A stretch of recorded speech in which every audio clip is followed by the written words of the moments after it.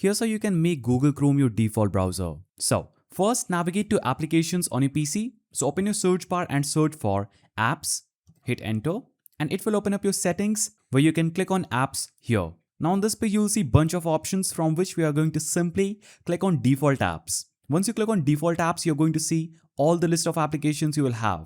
Now here you'll have to simply click on search apps and search for Chrome. Click on Google Chrome.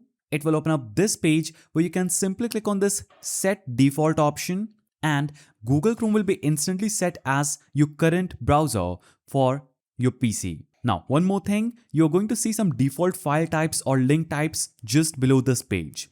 And you will see that Google Chrome has been set as the default for each extension type or file type. But if you see another browser in any of these file types, you can simply click on that specific link, choose Google Chrome and click set default. And that will instantly set Google Chrome as your default browser for those link types or file types. So make sure you do this for all of them and Google Chrome will be set as your default browser for your PC. Now, I will show you how to do this on your mobile phone too.